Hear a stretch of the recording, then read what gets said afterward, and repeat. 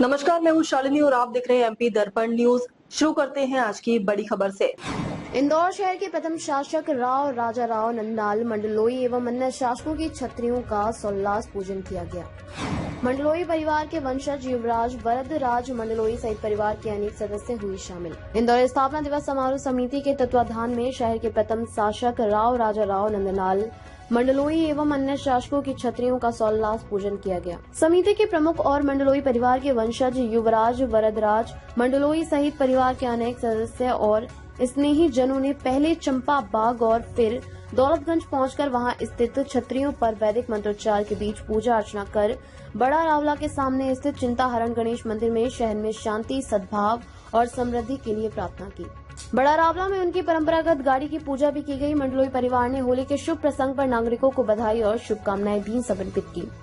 इस अवसर पर जूनी इंदौर स्थित बड़ा रावला पैलेस से मंडलोई परिवार के वंशज राव राजा श्रीकांत मंडलोई, रानी साहिबा, सौ माधवी मंडलोई, युवराज वरदराज मंडलोई, राजाबाई श्रिया मंडलोई जमींदार एवं सुधांशु व्यास, हेमेंद्र पाठक एवं शुभाशु व्यास सहित अनेक स्नेही जनों ने शहर के विकास में मंडलोई परिवार के योगदान का उल्लेख करते हुए कहा कि 3 मार्च 1716 को इंदौर के व्यापार को कर मुक्त बनाने के लिए राव राजा राव नंदलाल मंडलोई ने न केवल तत्कालीन रियासतों के राजाओं से संधि की बल्कि देश में सबसे पहले इंदौर के नंदलालपुरा के व्यापार को टैक्स फ्री जोन बनाने का श्रेय भी उनके ही खाते को जाता है। तब नंदलाल पूरे परगने के कारोबार का मुख्य केंद्र था और इसे बसाने के लिए राजा ने आसपास के अनेक छोटे बड़े व्यापारियों को भी इंदौर आकर कारोबार करने का न्योता दिया था। जयपुर का विकास सन 1730 में प्रारंभ हुआ, जबकि इंदौर का सन 1703 में ही राजधानी बनने के साथ ही शुरू हो गया था। जिन शासकों से इंदौर के कारोबार को टैक्स फ्री करने की संधि की गई थी, उनमें जयपुर के राजा सवाई जयसिंह भी शामिल थे और इंदौर के विकास को देखकर उन्होंने भी जयपुर के विकास का काम शुरू किया था। अब हम इंदौर स्थापना दिवस समारोह समिति के माध्यम से इंदौर के स्थापना दिवस पर अपनी खुशियां व्यक्त करना चाहते हैं। चंपा बाग एवं दौलतगंज स्थित छत्रियों पर पुष्पांजलि एवं पूजा अर्चना के पश्चात बड़ा रावला के सामने स्थित चिंताहरण गणेश मंदिर में पूजा और प्रार्थना के बाद मिठाई का वितरण भी किया गया। संध्या को बड़ा रावला स्थित पैलेस भवन पर परंपरागत होलिका दहन में भी सैकड़ों नागरिक शामिल हुए। युवराज वरदराज मंडलोई ने इंदौर स्थापना के 310 वर्ष पूरे होने के उपलक्ष्य में मंगलवार को शाम 7 बजे जूनी इंदौर स्थित बड़ा रावला परिसर में रंगारंग आतिशबाजी का कार्यक्रम आयोजित किया है।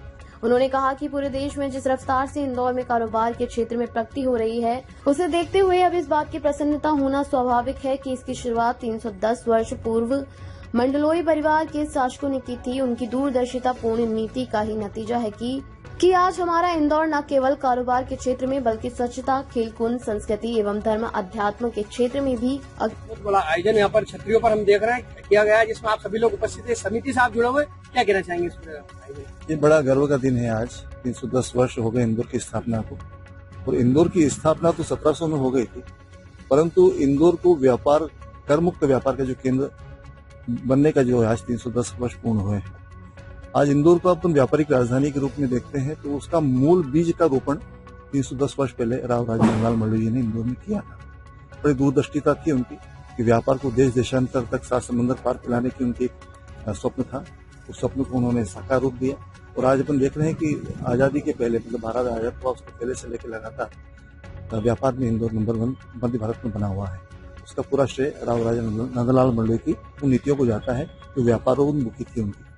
हम देख रहे हैं कि जो दोनों छत्रियां चंपा बाग और दौलतगंज की, पर बड़ी जीर्ण शीर्ण अवस्था में इंदौर के संस्थापकों को क्या किस तरह से देखते हैं? ये उनकी स्थापना करने वाले लोगों की छत्रियों की हालत बड़ा दुर्भाग्य का विषय है। ये इंदौर स्थापना का 310 वर्ष होना हमारे लिए और राव राजा मंडलोई परिवार के लिए बहुत ही गौरव का विषय है और इंदौर के भी सभी जनता के लिए बहुत गौरव की बात है। आज जो आयोजन हुआ है, क्या कहना चाहेंगे? किस तरह से नमन किया गया है संस्थापकों को इंदौर? ये जो हमारा प्रोग्राम है, ये वार्षिक प्रोग्राम है। हम पिछले कई वर्षों से इस तरह का आयोजन करते आ रहे हैं और हम सभी लोग, कमेटी के सदस्य और हमारे समाज के सभी लोग और इंदौर के नागरिक भी इकट्ठे होकर ये आयोजन करते हैं और हम नमन करते हैं। आपका परिचय? मैं एडवोकेट सुधांशु व्यास, समिति का एक सदस्य।